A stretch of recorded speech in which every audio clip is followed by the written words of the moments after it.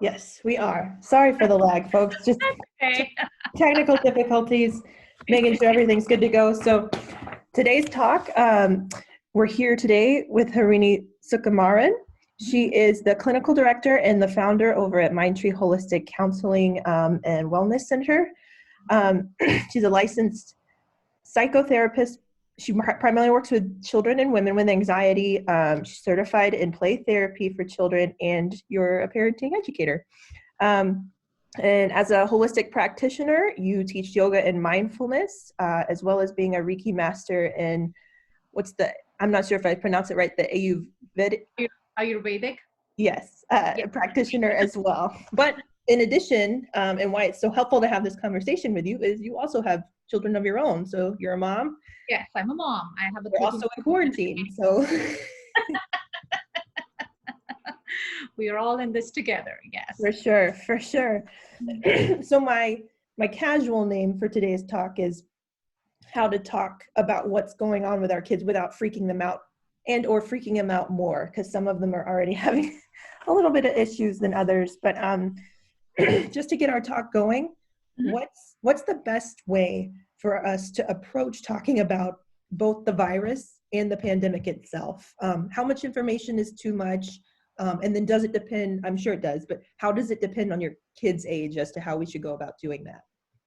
Yeah, so, things are changing so rapidly, and we are in this time of uncertainty because schools have been canceled, classes have been canceled, no more play days. There's been so many changes happening in a kid's world right now, and parents are overwhelmed too, not knowing how to adjust to the new normal. So there's a lot of fear and anxiety, and children's brain can detect this as a threat. Okay, something is going on. It doesn't seem stable. Am I safe? Am I okay in this environment? So they can detect this as a threat. So this is the question a lot of parents have been asking in my sessions as well. How do I broach this topic with my kid? So the most important approach is making sure you're mindfully responding to your kids versus reacting. What does that look like? So when I say reacting, you don't want to react with your kid with a lot of panic, right? Because emotions are so contagious, and children's nervous system is not fully developed. Like their brains are not fully developed until they are 18. So they are not at a place to self-regulate themselves when you are, flustering with these big emotions or panicking and like, I got to get toilet paper. I got to go get this. I got to go get this. So they are going to pick up on that, and like they're going to be like, oh my God, this is not okay. This seems unsafe to me. So it's important for you to respond to them mindfully versus being reactive. So how do I be responsive person versus reactive person? Is like, parents, this is where self-care comes into the picture, taking a lot of deep breaths. If you are at a place where you can communicate with your children about what you should be talking to them, take a break, take some deep breaths, meditation, making sure you eat healthy, hydration, movement, exercise. Those are things you should prioritize to make sure, because if your cup is empty, you cannot fill your child's cup. So you got to fill your cup. So mindfully responding is the most important approach. So there's two important things I've been telling my parents who come to clinic is like, the first thing is making sure no matter what the information is, not about the information, it's about meeting where your child is at.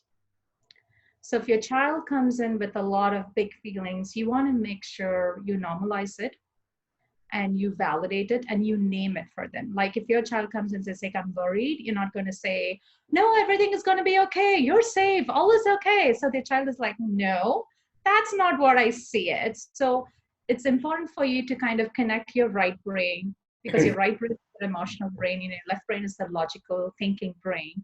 So it's important for you to connect your right brain with your child's right brain by saying, it's okay, you're feeling this way.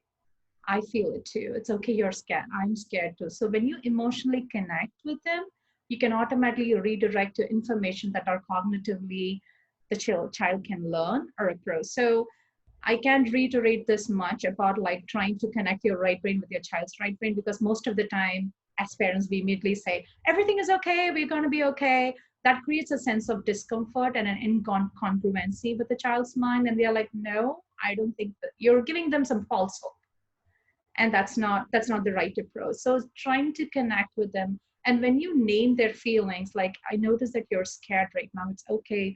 You build an emotion vocabulary for them too. The right brain is so flooded with those big emotions. When your left brain gets a name for that feeling, they both integrate and your child feels more calm and more in control. So that's the first approach. The second approach is making sure, like, having the child write down the worries or talk about it. The child is cognitively at a place where he or she can write it down. You can write down, what are you worried about? Let's write down your worries. And what happens is when you write down your worries, whatever you're internalizing in your head, you externalize it. So you look at it from an outside perspective. And then an interesting thing happens when you write down something, you give a tactile stimulation, there's a visual stimulation, there's a lot of sensory stimulation that's happening to the brain. So instead of having a 1,000-piece puzzle in your brain, you're kind of visually laying it out and looking at one by one. And then you can talk about, okay, what are you worried about? The child may say, I'm worried about my grandma getting sick, and what if she dies, or is she going to be okay? So those are the big worries, right? So you want to really kind of like, okay, grandma's going to get sick. Here are things she can do. Call the doctor, making sure she shares the symptoms. So you kind of work with a plan. So the child feels like, okay, I feel like I'm in control. Well, when I say plan, parents are like, okay, how do I do it in an age-appropriate manner, right? So with younger kids, it's kind of like, okay, when you get sick, what do you do? I mean, what is the first thing we typically do? Making that a very open-ended, collaborative conversation is the key. No matter where your child's age is, that is important for you. And this is another question you asked me, like, how much of age-appropriate information can I share? Again, it's so important not to bring your child up to your level. Like, your child may be 8 or 9, and you don't want to give all the information you hear every day. That is a lot. So you don't want to kind of bring in all the information you hear on the news and everything. So you really want to know where your child is at. So asking a question of like, hey, you've been hearing a lot about COVID-19 now. I was wondering, what is it like for you to be home? What are you feeling about it? Do you have any questions? So, it's important. So the more they talk about it, the more they feel better about it. And when they understand the fears, they are not worried about it anymore. So meeting where the child is at is the key. But the younger kid, you can ask like, okay, you've been home and there's a lot of things happening out there. What do you feel about it? Do you have any questions? It can be very confusing. I'm confused too. It's important we talk about it. So kind of opening that window and meeting where your child is at versus trying to come up to your level. Don't do that. Don't give them too much information. And clinically, I tell to all my clients, and I want to reiterate to parents too, the more you validate and the more you connect with them, the more you say, it's okay, you're feeling scared, and then telling them this feeling is not permanent, it's going to change. Because children need to know feelings come and go. They're not going to sit with you for a long time. This is going to change, and here's how we do it. And this is a plan for that. Yeah. Okay, great. So is there a difference between fear and anxiety, or do they kind of go hand in hand? How does that work? There is a difference. They are very interrelated. Fear causes anxiety. Anxiety causes fear. Fear is more of a emotional response to a definite threat. For example, you're walking in a dark street and somebody pulls a gun on your head. That's an emotional response because it's definite threat. Anxiety is more of like an anticipation of something, like an unknown threat. Again, if you're walking on a dark street and a possibility of somebody coming out of a bush and attacking you or hurting you, that is anxiety. Okay. But what happens is physiologically, the responses are so similar, like, heart pounding faster, the fight or flight or freeze response, muscle tension, sleeplessness. They're pretty common with both, but they kind of interrelated because fear causes anxiety, anxiety causes fear. They get along so well. So yeah, but there's a difference there. Okay. And so once we've had these initial conversations, which I'm sure a lot of parents already have because school's already out and people are already working at home, all the things. So once we've had those initial conversations, how often should we be like checking in with them and being like, are you okay? Because I don't want to cause further anxiety by like talking about it all the time. Yeah, you definitely a daily check-in is no matter whether it's COVID-19 or anything, it's always good to kind of have a check-in with your kids. You Mhm. see where they're at. You don't want to be like, are you okay? I mean, so you don't want to kind of rub your anxiety on them and kind of panic them like, I'm okay. Are you okay? Is everything okay? So you don't want to kind of bring that, you don't want to project your fears on your kids. That's a very important thing. So a daily check-in activity, my daughter did this. I happen to have it here. This is a good activity. It's called Call Your Heart with Feelings. So this is age appropriate for all of them. For the little kids, younger kids, I usually ask them to put smiley faces here. So what do you expect? You ask them like, okay, you're gonna pick 3 feelings you felt the most today or this week if you're doing a weekly one. Okay, so my daughter chose like joyful, worried, and bored. I hope you're able to see it. um, and then she chose a color for each feeling. And some of my middle schoolers and high schoolers, they don't like to draw a heart, and I don't insist. I'm like, draw any shape, because they Sure. feel like it's kind of cheesy, so it doesn't matter about the shape. So and then you ask the kid like, depending on how much you felt, shade your heart. So for joyful, you can see like most of them is joyful. She was worried about COVID-19, so she's put green here. And then bored is right here. So, and then this gives you an invitation to talk about their feelings. And then what I tell parents is like, you do it for yourself with your kid first. So I you see. both kind of process it together. Again, your right brain to your child's right brain, right? So Mhm. they feel like, okay, somebody else is feeling this, so I'm not alone. This is not isolating. Everybody is in this together. So, and of course, when you share your feelings, do it in an age appropriate manner. You don't want to like, oh, I may lose my job, so I'm worried. So you don't want to like that on your kid. Making sure it's age appropriate. And then you can talk about, oh, I was worried, and this is how I managed my worry. So you can talk about remedial action there. What was it something you did? So you're modeling a behavior for your child. So this is a kind of a healthy daily check-in. It doesn't have to be COVID-19, but it's kind of a check-in to see where you're at. I'm sure next week my daughter might not be worried. She may be putting a lot of like bored, Sure. change. So this can be a very healthy check-in where you're not projecting anything, but you're kind of still checking on them and kind of seeing where they are at. And again, empathizing, this is okay, you're feeling, and also modeling, like, what do you do when you're worried? And you can ask them, okay, what are the things you can do when you're worried to make you feel better? It's okay, but what are the things you can do? And then you can make a collaborative plan of like reading a book, listening to music, doing some mindful deep breaths, or those kind of things. This is a good daily check-in to kind of like making sure they are okay. But you don't want to be like checking on them and like, are you worried or you have questions? And also with older kids, you can ask them. With my middle schoolers and high schoolers, I've told parents to ask like, hey, you're hearing such big words, social distancing, pandemic, such big words. What do you think? What do you think pandemic means? So with the middle schoolers and even like, 8 and above, you can ask them those questions. And you want to make sure they have the right answers. They may be misunderstood, they may be having the wrong information. So you want to make sure this is what pandemic means. Social distancing doesn't mean you don't have to be connected. Physically you may not be connected, but you can still connect. So that doesn't mean you got to isolate yourself. So trying to make sure they have a clear answer. So with the 8 and above kids, even 6 and above kids, this generation are so cognitively smart beyond what we were when we were young. So Sure. yeah, so trying to see if your kid is like at a level where they'll understand, it's okay for them to kind of get answers for those big words they are hearing around. Yeah.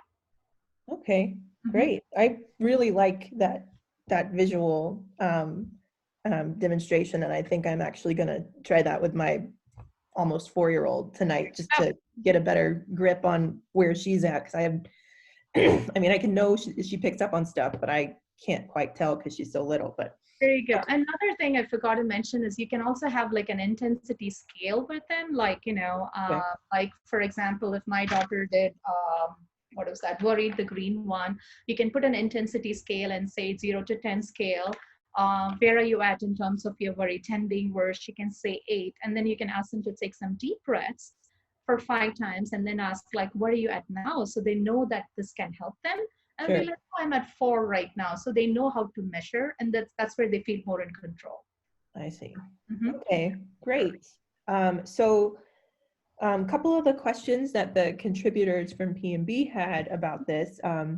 One was, let's say our kid doesn't have any overt anxiety that we can tell. Yeah. Are there any subtle or maybe less than subtle cues that would give us an indication that they're dealing with these unexpected changes? Yes, so anxiety, since I primarily work with kids with anxiety, they kind of present in two forms. One way is kind of like that overt behaviors, like being irritable, less tolerance, being snappy, and like, being like, parents call us like, she's mean all the time. So that kind of is the one where you kind of notice is obvious, right? And they kind of fluster, they kind of restless. But there's another way where anxiety projects into your kids' bodies is kind of like isolation. If you notice like your kid is isolating, your kid has lack of energy, there's kind of like they're withdrawn, they're shut down. Some parents come and tell me like my kid is suddenly pushing me away and not wanting to talk to me.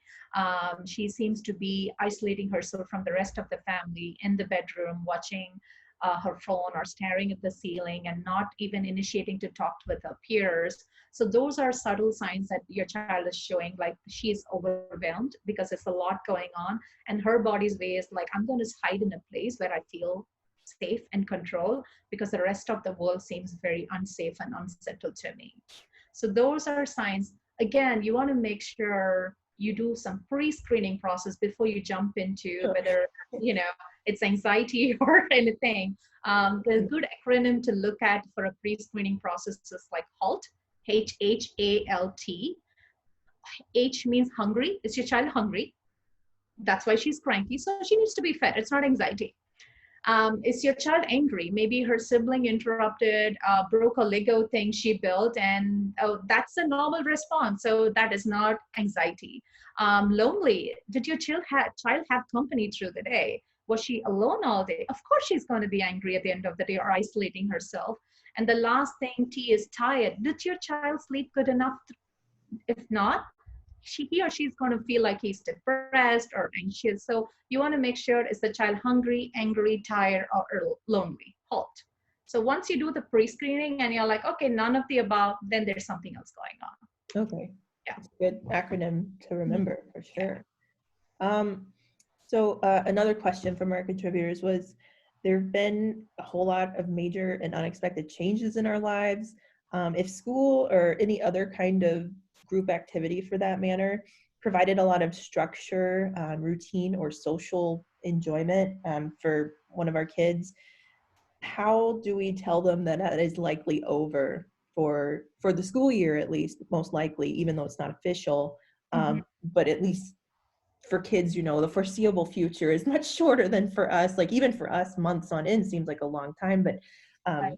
like how do I tell my kid that they aren't going to be able to do that thing that really helps them for quite a while? Mm-hmm. It's kind of a question again.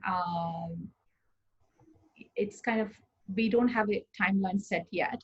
Sure. We are not certain, so we don't have a definite answer for that yet. So it's important for them to, again, I don't know if I talked about it, important for them to kind of have children have their own schedules, and making sure parents are making it very collaborative and making sure the children kind of like, hey, let's make a schedule for you that kind of mimics your school schedule. And then I want you to work on that and making it very collaborative. And you're the facilitator again, you're not running the agenda for them because it creates friction in the relationship. So that's a piece. So this is a question that kids have themselves asked and parents have asked too. So there's no answer for that yet. So it's important for you to tell them like, if you don't know, you don't know. Sure. Yeah, because you don't want to give any false promise or false hope. And like, because things are going to be changing, and because it's a virus, so there's no way we can give a definite answer for that. So you can tell them, again, validating their feelings. What are they feeling about it? And you can tell them like, but letting them know, assuring them that this is going to change. And we don't know the timeline yet, but this is going to change. And here is how we're going to change by doing responsible things like washing your hands, eating healthy, social distancing. That's the only answer we could give them now. We don't want to give them a timeline yet because that's something we don't know. Are we going to have it through the school year, or is it going to continue through the next school year? We don't know that yet. Right. So Okay. being very realistic and honest, and also making sure having a plan for them so that they feel in control. Okay, how do we do that so that we can get there? And I don't know when that's going to be, but how do we do this together? And making sure we have a plan together is what I would assure them, because that gives a sense of control for them. So playing off of that, specifically to the school part at least, um, how is there a good way to like discuss what school at home will look like for them? It sounds like we should have some of their contributions, but at the end of the day, like I have to make sure they're still learning, right? I mean, as much as I can, because some of us are working still, and Mhm.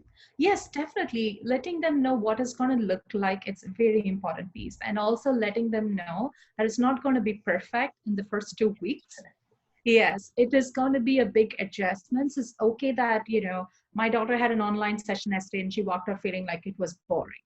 She had a class with a group of other folks she takes, and she's like, it's boring. So I was like, yeah, I get you. I hear you. It's boring. It's going to be taking a while for you to adjust because it's not the ideal um, surroundings that they've been trained for. So letting them know like what is it going to look like, and giving them some room that it's going to be different and it's going to feel weird, and you may or may not like it, and that's okay because we are all adjusting. So letting them know what is it going to look like, prepping them for it, setting their workspace. Those are like good steps to kind of like set their, this is your home office and this is what's going to look like.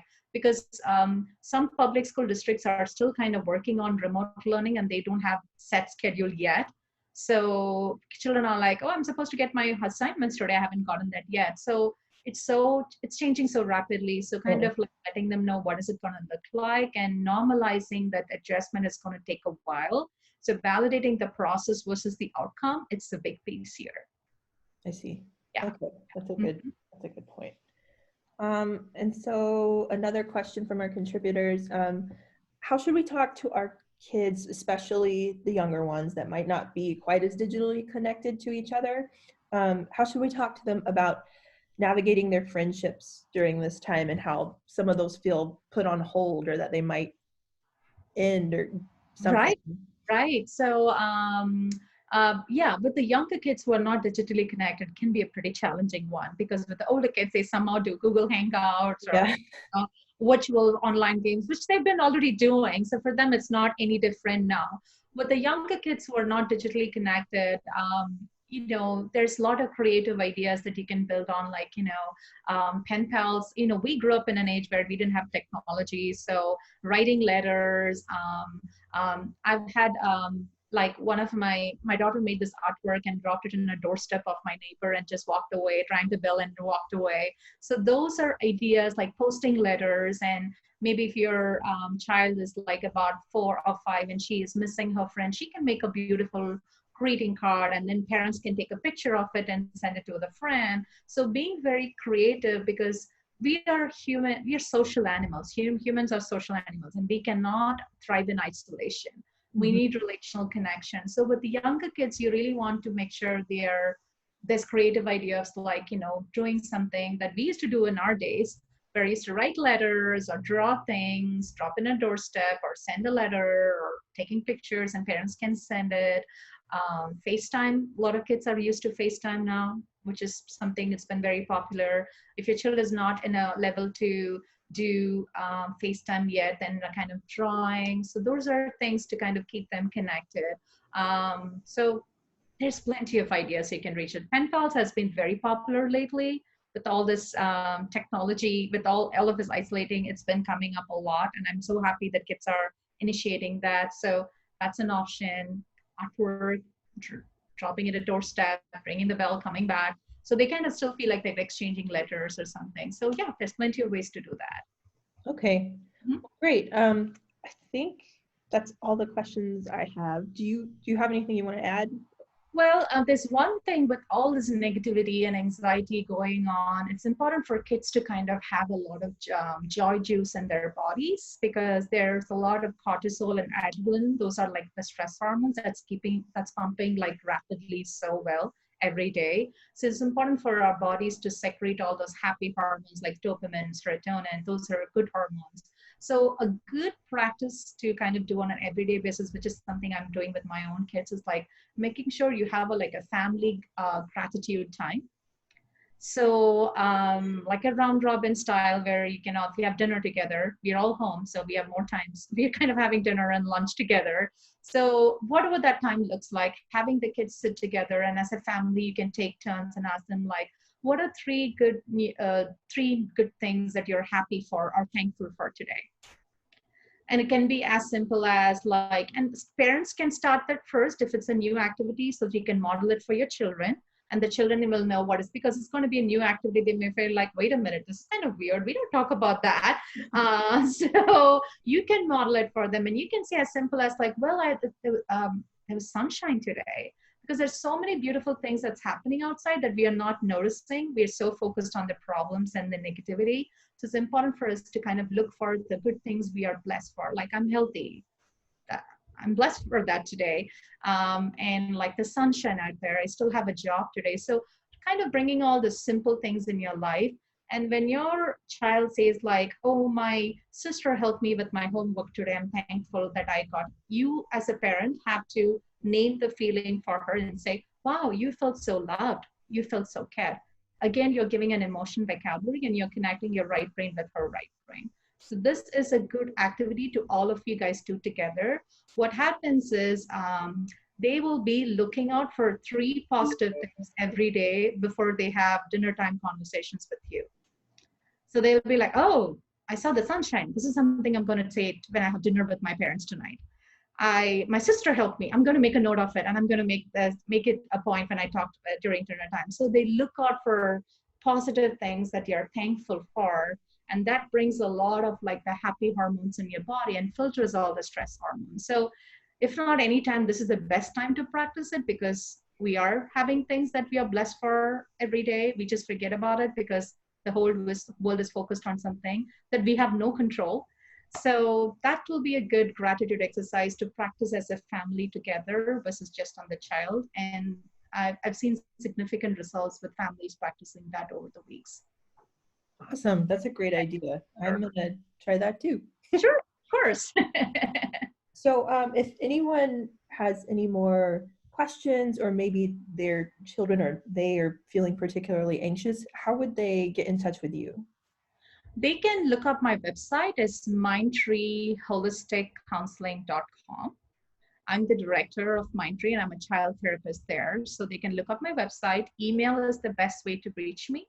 It's info@mindtreeholisticcounseling.com, or calling is another way, but I'm always good at responding emails. It may take a while for me to call you back.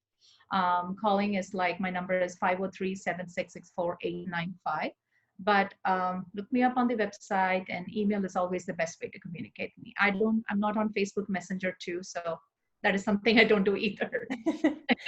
Okay, well, I'll make sure to include that information in the comments on this video, which we'll post to our page so people can watch again.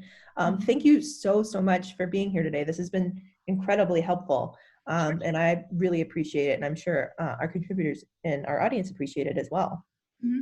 And thank you so much for having me. It was so much fun. And yeah, I'm so glad that we were able to do this today. Well, we'll be in touch. We might do this again. So. All right, take care then. Bye. Thank you. Yeah. Bye.